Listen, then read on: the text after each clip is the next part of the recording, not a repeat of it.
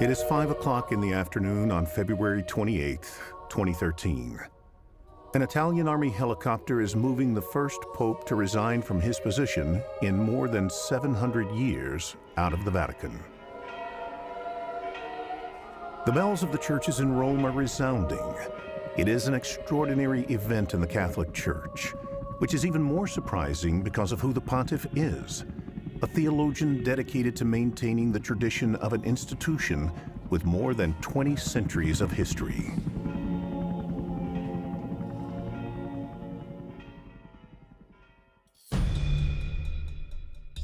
Benedict XVI is 85 years old. In recent months, he had to deal with his butler stealing his documents, as well as the crisis of abuse of minors by priests in several countries. Are these the reasons for his resignation? What prompts Joseph Ratzinger to make the most transcendent decision of his life? Had he already achieved the objectives of his pontificate? His brother Georg, his spokesperson Father Lombardi, one of his private secretaries, and key people within the Vatican help us unravel the truth. Benedict XVI, in honor of the truth.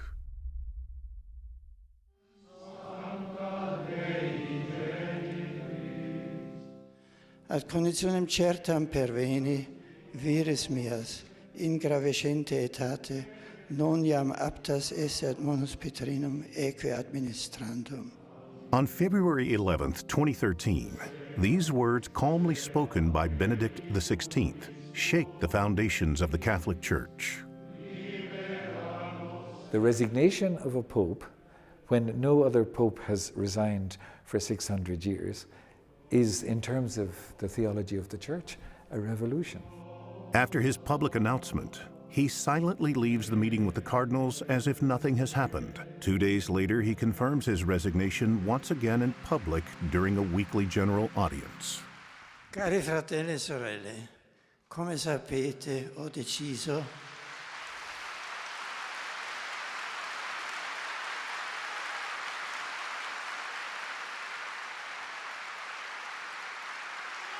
Grazie per la vostra simpatia. Ho deciso di rinunciare al ministero che il Signore mi ha affidato il 19 aprile 2005. Ho fatto questo in piena libertà, per il bene della Chiesa, dopo aver pregato a lungo ed aver esaminato davanti a Dio la mia coscienza, ben consapevole della gravità di tale atto.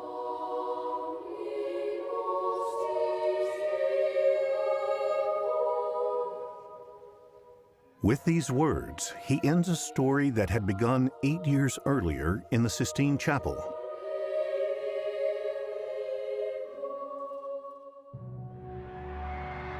It is here Joseph Ratzinger enters one day as a cardinal and leaves as Pope Benedict XVI.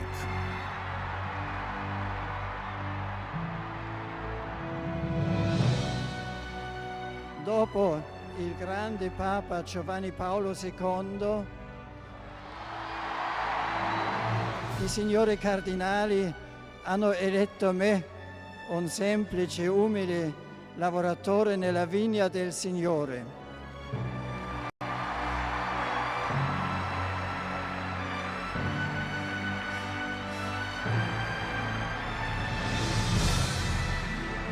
A pope's first decision is to choose his new name, which usually indicates the style of the pontificate. Ratzinger chooses Benedict, recalling the name of the saint from the 6th century who guarded and transmitted classical culture with his monasteries. It also is a special tribute to the Pope who had ruled the Catholic Church 90 years earlier, Benedict XV. I remember Pope Benedict XV, that courageous prophet of peace, who guided the Church through turbulent times of war. In his footsteps, I place my ministry in the service of reconciliation and harmony between peoples. Benedict XV describes the war as a useless slaughter that originated in Europe and spread beyond its borders. When it finally ended, he recommends the victors not humiliate the vanquished. They did not listen to him, and thus, 20 years later, World War II is unleashed. In September 1939, Hitler invades Poland. Joseph Ratzinger is only 12 years old, but due to his parents' sufferings, he knows the difficult times are just beginning. At this point, Hitler has already silenced almost all freedom of expression in Germany. Those who did not agree with the regime simply disappear from the map. In 1943, the Nazi regime forcibly enlists the youth in anti-aircraft defenses. Joseph Ratzinger, at 16 years old, has to be an assistant helper in an anti-aircraft battery near Munich. The environment in the barracks where he lives is not the most ideal for sharing his call to a priestly vocation. They tried to lead them to enroll in the SS. And he said he did not want to, but wanted to be a Catholic priest. There were some others from the seminary who said the same. So they covered them with insults and beat them. Let's just say it was not well seen at all. Toward the end of the war, Joseph is aware that the Nazi regime is collapsing, and he makes a decision that could have cost him his life. It is time to go home. One soldier who escaped was immediately shot. That was the order the military authorities had given the soldiers. Young Ratzinger had a small wound in his hand. His arm was bandaged and supported by his neck, but he decided it was time to leave. He took a risk. A few months later, the Allied soldiers arrest him at his home, and he is interned in a prisoner of war camp with other soldiers. The country's destruction during the war affects the seminary in his city, but it is from these ruins that an opportunity also arises. Every soldier who came back from the front line had to prove he had a job, that he was helping rebuild a shattered country. The rector of the seminary told us to avoid going to other faraway places where you could encounter difficulties. Why don't you stay and help rebuild the seminary? We have a lot of work here for you. So, my brother and I helped remove debris and rebuild it. Those years of intense formation culminate in what he describes as the most important day of his life. It is June 29, 1951, the feast of Saints Peter and Paul. It is Cardinal Faulhaber, who had impressed him so much with his solemn manner and strong opposition to Nazism, who lays his hands on him and ordains him a priest. Joseph stands out immediately with his gifts for teaching, and his bishop asks him to dedicate himself to teaching future priests. Meanwhile, he begins to prepare for the licensing exam to teach at the university. Thus begins the stage of his life that he remembers most fondly, his years of being a university professor. In 1959, he held the chair of theology at the University of Bonn. The young professor's prestige reaches the ears of the Cardinal of Cologne, Joseph Frings, who calls on Ratzinger as a theological advisor during the Second Vatican Council. The council is convened by Pope John XXIII with the desire to open the way to fresh ideas in the Church. The council decides to appoint a young theologian as expert. As a result, Joseph's work on one of the great documents, the Dogmatic Constitution on Divine Revelation, makes him a star in the theological realm. His footprints on that document are visible and admirable, and his love for that document. And it's my own favorite document of the Council. I think it's an incredibly fine synthesis, born of a lot of dialogue with also Protestant theologians and work in the background. After the council, he spent a few years at the University of Tübingen, invited by Hans Küng, another great theologian at the time.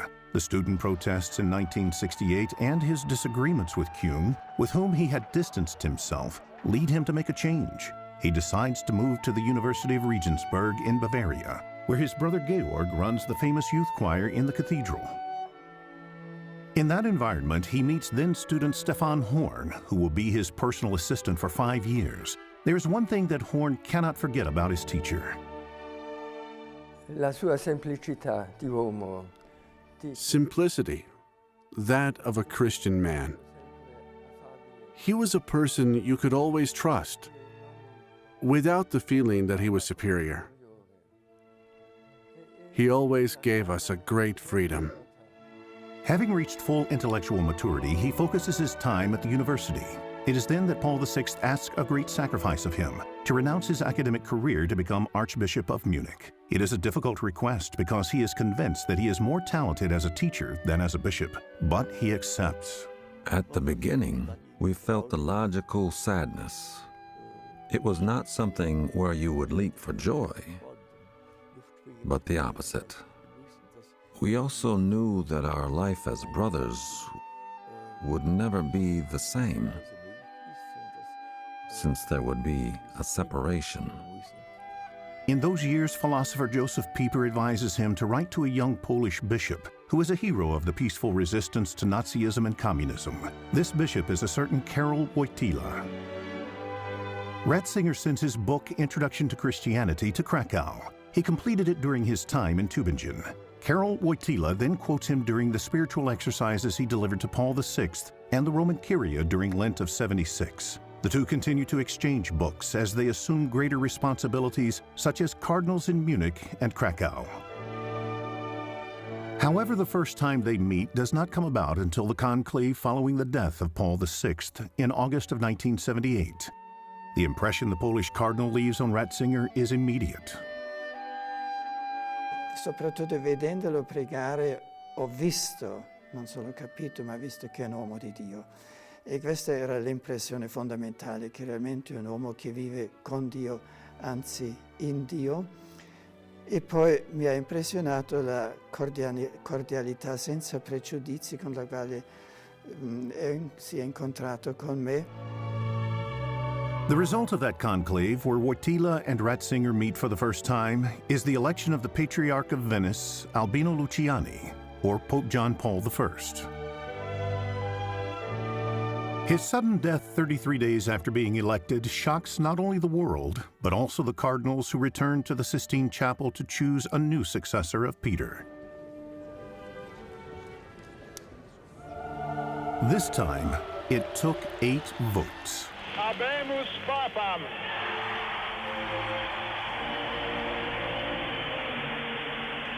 Dominum Carolum. Sancte Romane Ecclesiae Cardinale Wojtyła.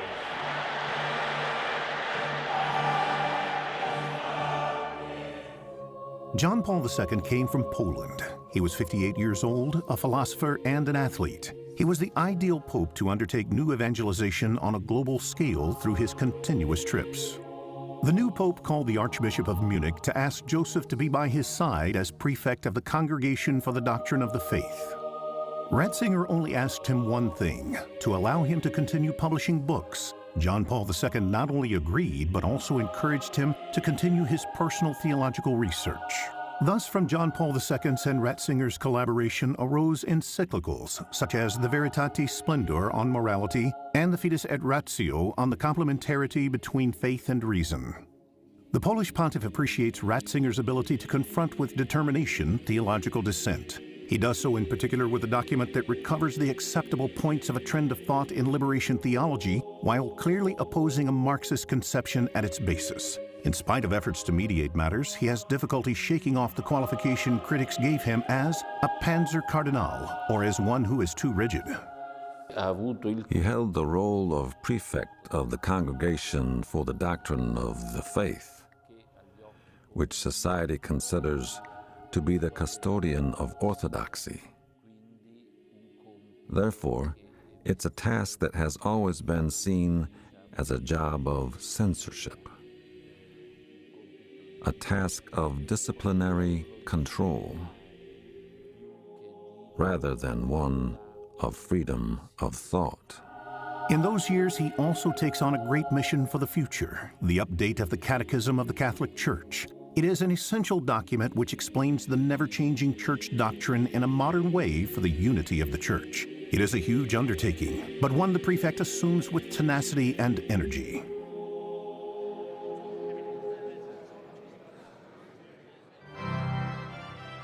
John Paul II and Joseph Ratzinger devote themselves to the so-called purification of memory.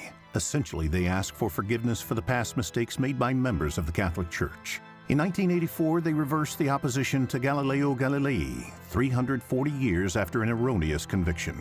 In Lent 2000, the historic request for forgiveness for past mistakes takes place. Presided over by John Paul II, Cardinal Ratzinger is at his side. Anche uomini di Chiesa, in nome della fede e della morale, hanno talora fatto ricorso a metodi non evangelici nel pur doloroso impegno di difesa della verità. John Paul II asks him to address the allegations of sexual abuse by priests in the United States. From Rome, Ratzinger supervises the canonical processes that expel those guilty of the crimes from the priesthood. The Cardinal dreams of devoting his last years to the study of codices in the Vatican Library and publishing his book on Jesus of Nazareth. He presents his resignation 3 times to John Paul II, but the Pope rejects it.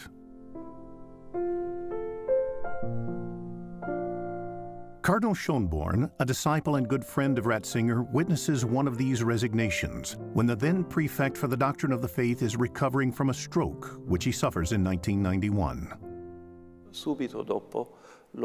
Immediately afterward, I saw him in Rome.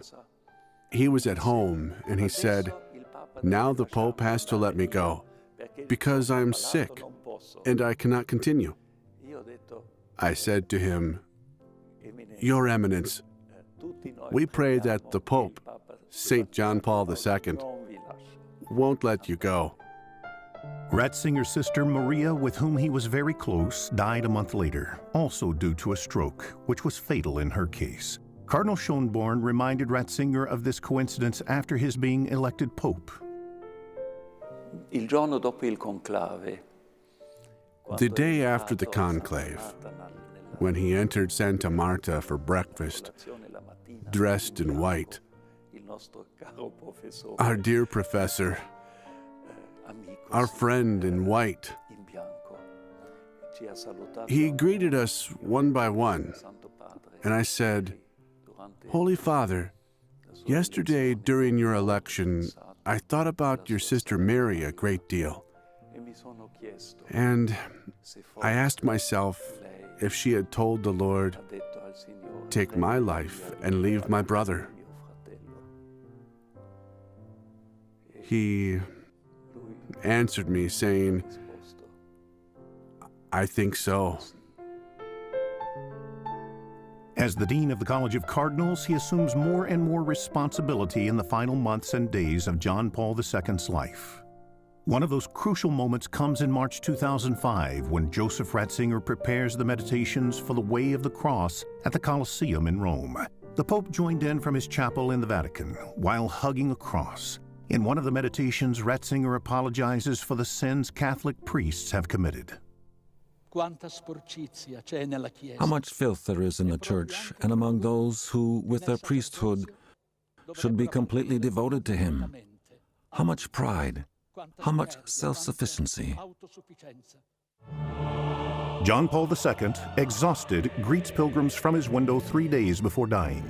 It's the last time the world has the opportunity to see him alive. The news of the Pope's serious health situation runs rampant. His spokesperson is unable to control his sadness. The Pope is conscious, extraordinarily calm,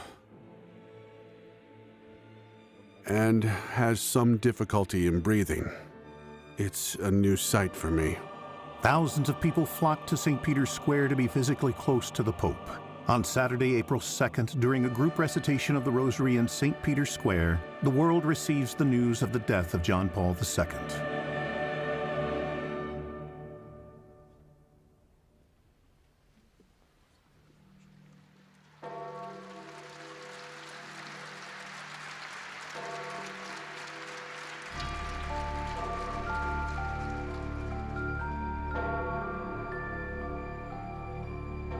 As Dean of the College of Cardinals, Joseph Ratzinger presides over the intense ceremonies during those days, including the funeral attended by global leaders who all set aside their differences to honor John Paul II.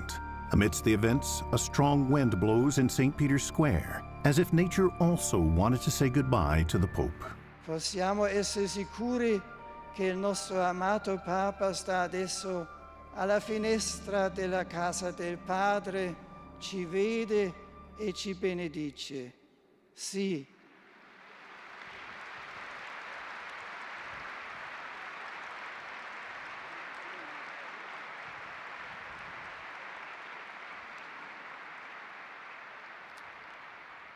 Ci vede e ci benedice. Sì, ci benedica, Santo Padre.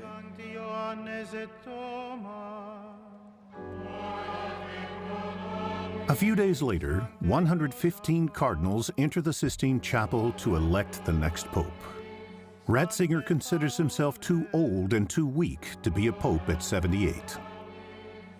After 5 scrutinies and 2 episodes of black smoke, the Sistine Chapel's chimney emits a perplexing gray smoke, which little by little becomes white. It's a huge moment for a family that had just expected a simple life.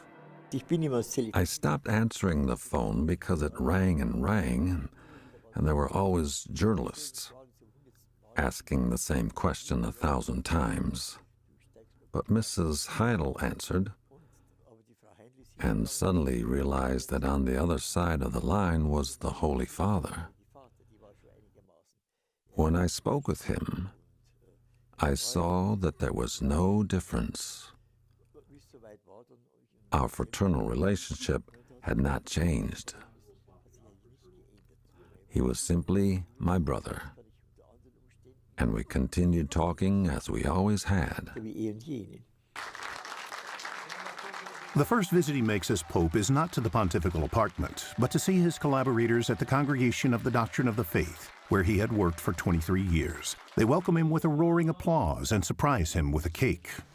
Ancora quasi non posso credere di stare adesso su un altro posto e si è realizzato quanto il Signore ha detto a Pietro in un tempo posteriore: tu sei guidato dove non volevi andare. That same day, he goes to his old house to prepare with his books and the initial speeches.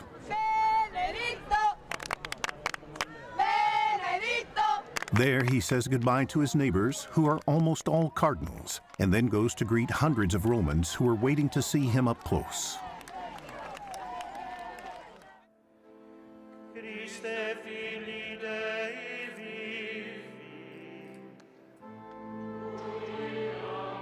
A few days later, various heads of state and leaders from around the world attended the Mass to mark the beginning of his pastoral ministry. It is an exciting event that begins a few feet away from the tomb of St. Peter, of whom Benedict is successor number 264.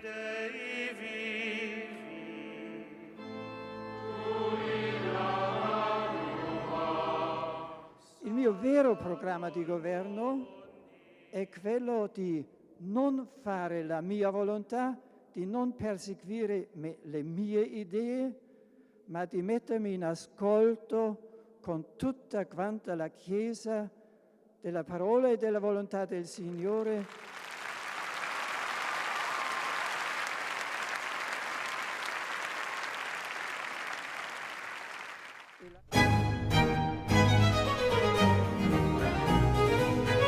A day in the life of a pope is intense. Benedict XVI begins each morning celebrating Mass in the same chapel as his predecessors. There, before beginning his work, he entrusts to God humanity's problems and each of his priorities.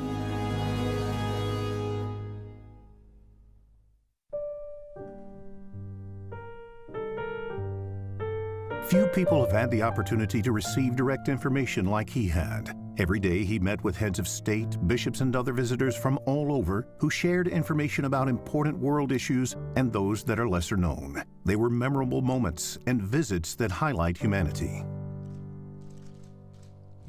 I come just from Brussels now. And it was very successful, I hear. Yes, but it was a long night. It was a very long night. To become Pope at 78 years old and be forced to succeed a Pope with the great charisma of John Paul II is not an easy task. At the August 2005 World Youth Day in Cologne, Benedict XVI faces this great trial by fire. When seeing 1 million young people on the banks of the Rhine River to receive him, all doubts people had were eliminated. Additionally, Benedict XVI desires to add another element to the traditional outdoor prayer vigil that evening, accompanied by music, that of Eucharistic adoration. He himself recognized that, as a young man, he did not understand Eucharistic adoration, since he thought that in the first 1,000 years, this form of spirituality did not exist. But much later, he gained the understanding that Holy Communion must be adoration. If there is no adoration, there is no authentic communion.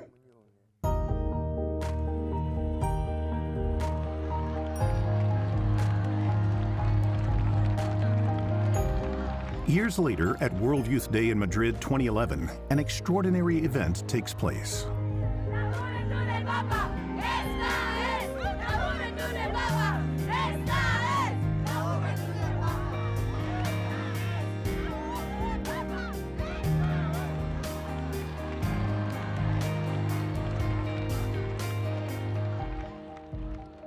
It is August, and the heat is unbearable for those attending the vigil. Within minutes, the sky is covered with black clouds. A strong wind begins to blow, threatening to knock down the stage and platform. Then torrential rain pours on the area.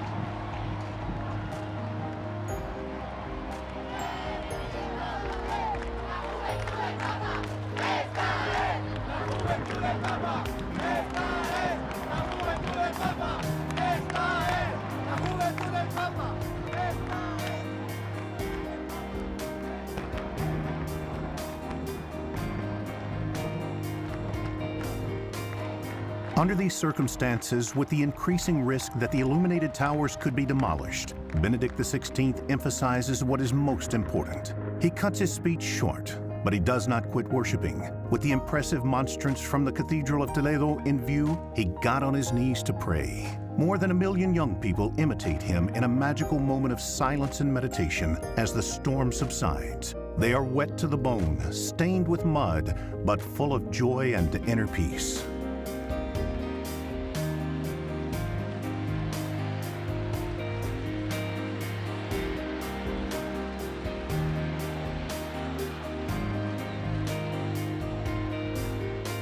Gracias por esta alegría y resistencia.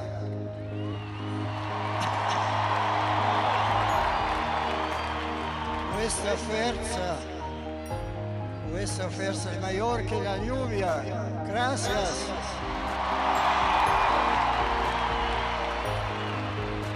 El Señor con la lluvia nos manda muchas bendiciones. También con esto, sois un ejemplo.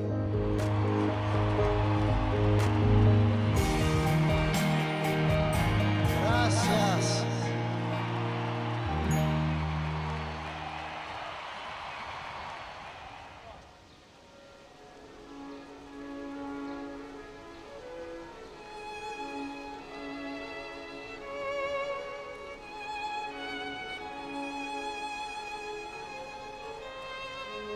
In May 2006, the first German Pope after Nazism remembers the shocking Auschwitz-Birkenau concentration camp in Poland and all victims of the Holocaust.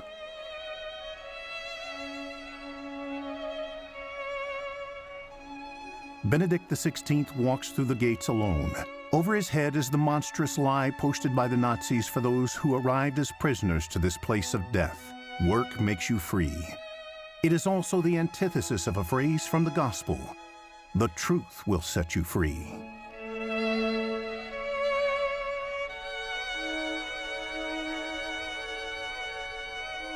Soon after, in the immense Birkenau extermination camp, he prays for all the victims of the Holocaust. Sì, dietro queste lapidi si cela il destino di innumerevoli esseri umani. Essi scuotono la nostra memoria, scuotono il nostro cuore, non vogliono provocare in noi l'odio.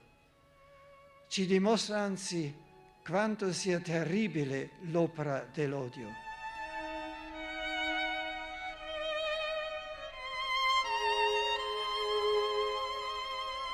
As he approaches the final tombstone, a rainbow was drawn over the site of the biggest mass murder in history.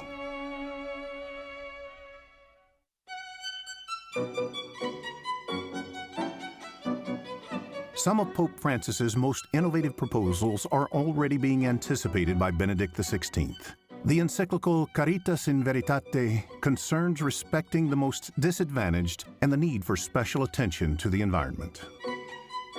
One can certainly remember his address to the Bundestag in Germany, when he addressed both houses of parliament, and he appealed to Germany's history, Green Party and green activity.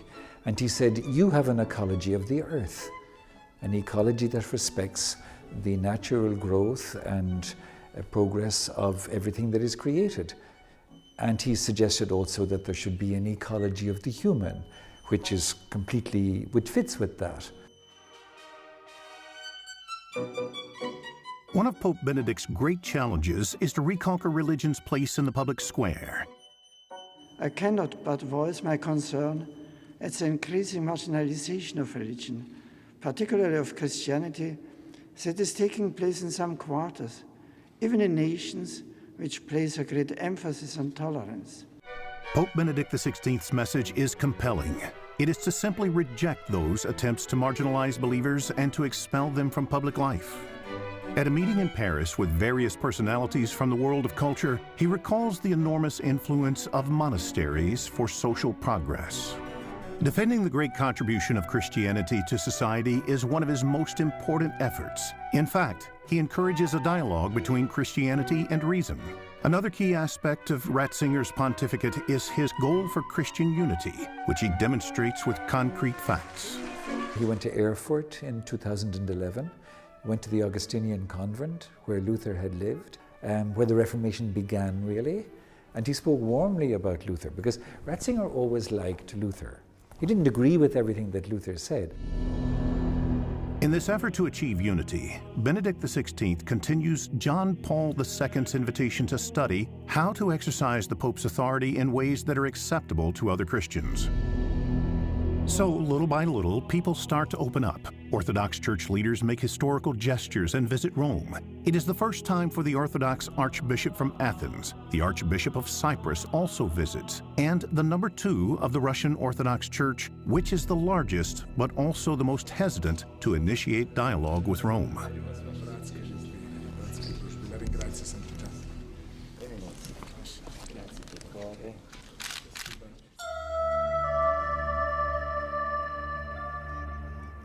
Benedict believes dialogue based on truth will also help resolve the plight of the more than 15 million Chinese Catholics. In China, the government's uneasy relationship with the Catholic religion has led to a division. Catholics that are loyal to Rome and others that are patriotic and accepted by the government. In June 2007, the Pope sends a letter to all Chinese Catholics, asking them to try to reconstruct unity amongst themselves. The effects open an interesting door in the Asian world, while the Vatican's relations with the Islamic world suffered a severe setback. During a magisterial lesson at the University of Regensburg, Benedict XVI quotes a Byzantine emperor who is critical of the behavior of Muslim believers. Despite Benedict saying the quote does not reflect his beliefs, protests begin in Muslim cities and Catholic symbols are burned. With such a reaction, the Vatican must decide if his trip to Istanbul should be canceled. However, as the riots calm down, he is able to make his first trip to a majority Muslim country. Lo sappiamo che lo scopo di questo viaggio è il dialogo, la fraternità, un impegno per la comprensione tra le culture, per l'incontro delle culture e delle religioni, per la riconciliazione. To prove his openness and good intentions, the Pope visits the majestic Blue Mosque.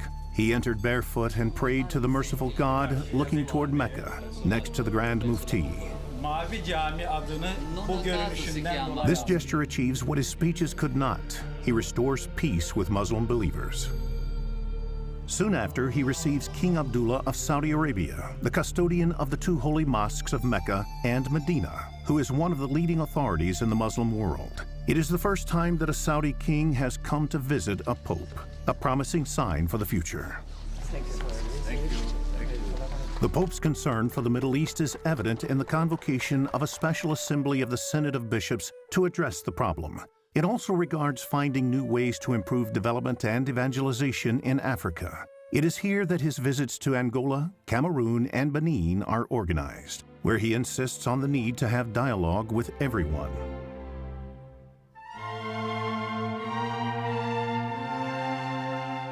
Like all intellectuals, he likes to refer back to the basics. He spent his summer vacation in northern Italy to write his first encyclical. He entitled it, God is Love. It is a guide to understand this essential characteristic of God and an invitation to help others through love's other name, charity. In his second encyclical, Saved in Hope, Benedict XVI warns that a world without God is a world without hope. He asserts that only by looking to God can we make sense out of life's difficulties. In his opinion, many of the Catholic Church's problems are due to the fact that not much is said about God or joy. That is why he wants to remind the world that Christianity is, above all, a source of positivity, and those who best explain the faith are those who live it. This is the message in his first book as Pope, Jesus of Nazareth. It is the fruit of his studies and personal meditations and is meant to remind the world of the essential element in the Gospels: Jesus Christ is God. It is symbolic that he completes the last book in the Jesus of Nazareth trilogy a few months before his resignation. It is a project that he intended to leave for future generations. Pope Benedict has always insisted that we should remember God not as any God, but as God who was revealed in Jesus Christ. In fact, his book on Jesus of Nazareth, in my opinion, is an essential inheritance of his pontificate. The Pope theologian is also connected on a human level. He is defined as a unique Pope, but certainly not distant. He lets those suffering know he is with them above all when visiting the sick.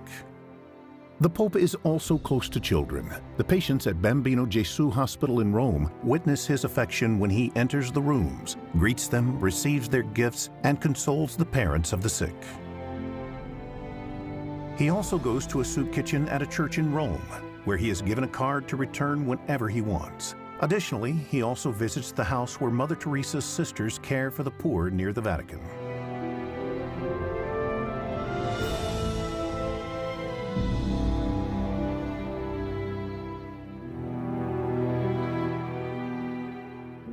On an emotional trip to the United States, he prays in New York with families of the victims of the September 11 attacks and calls for the conversion of terrorists.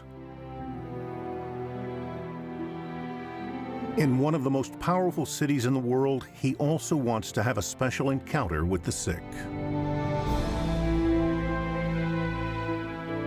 The decisions made during the Second Vatican Council left wounds in the Church. Among them is the separation of a traditionalist group led by Bishop Lefebvre. Benedict XVI tries to invite them back into communion with the Church by annulling their excommunication, but shortly before, one of the schismatic bishops denied the Holocaust.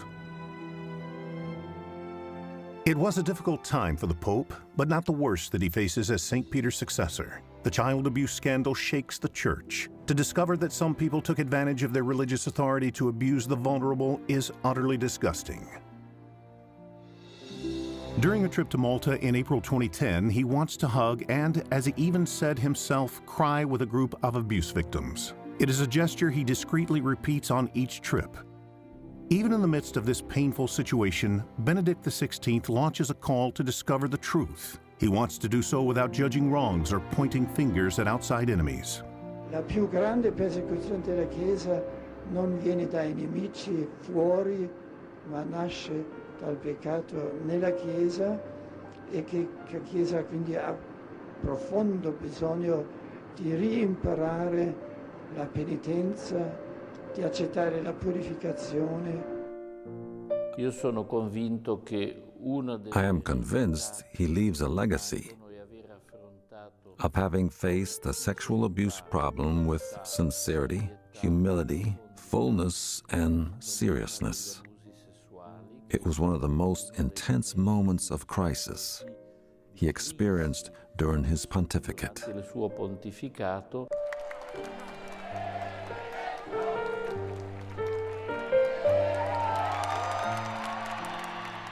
These are moments of tribulation for the Pope. He reflects on them from his room window in a moving speech commemorating the 50th anniversary of the Second Vatican Council. Cari fratelli e sorelle, After a torchlit procession during the Year of Faith, Benedict XVI reveals worrying thoughts.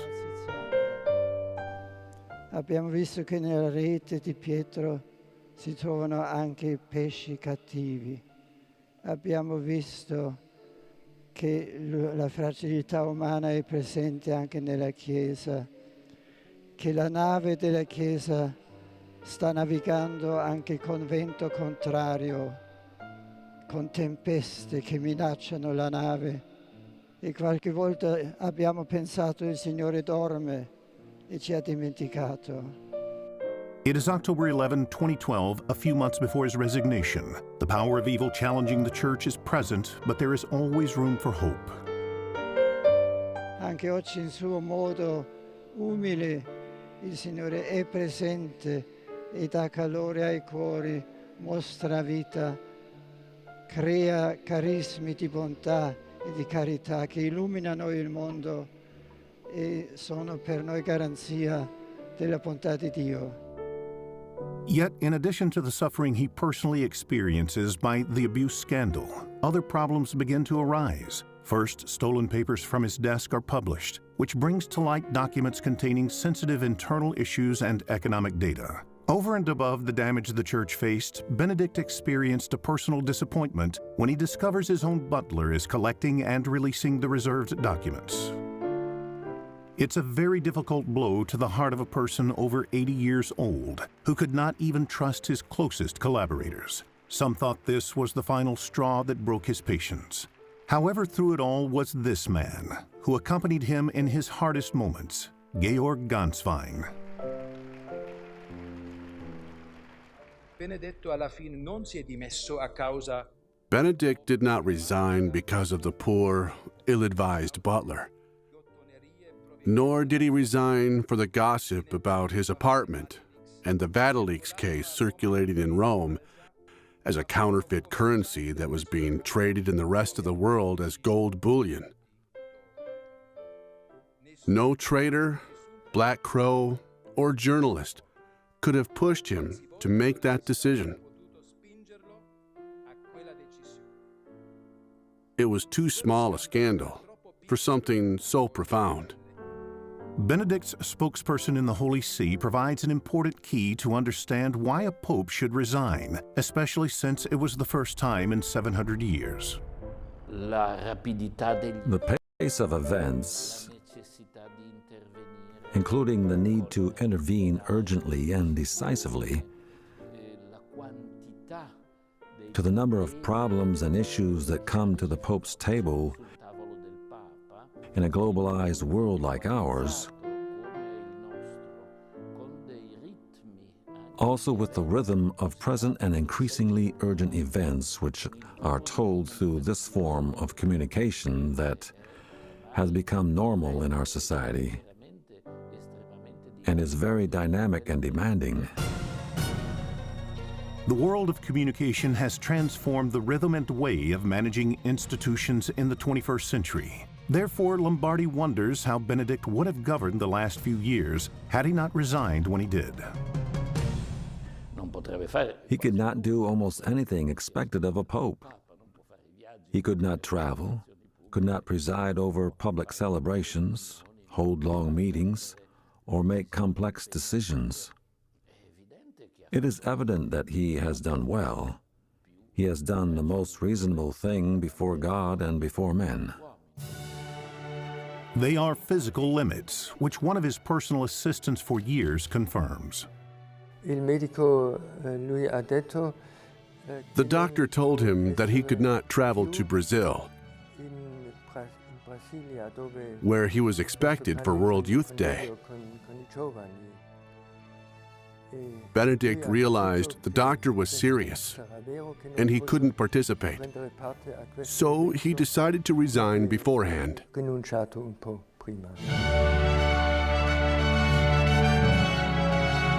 After this decision, many wonder how the Pope Emeritus' life has been and what is life like after being a pontiff.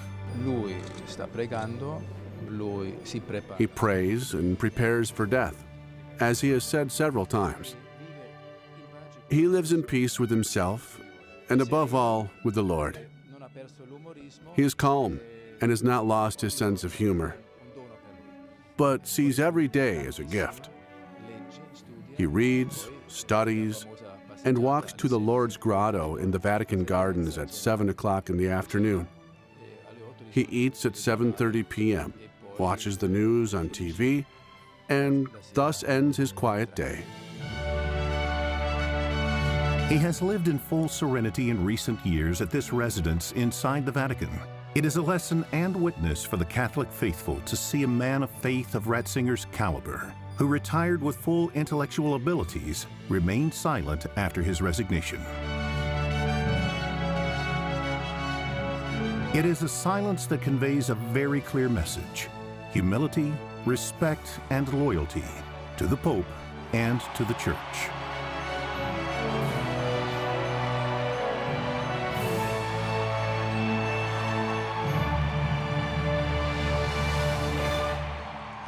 Benedict XVI, in honor of the truth,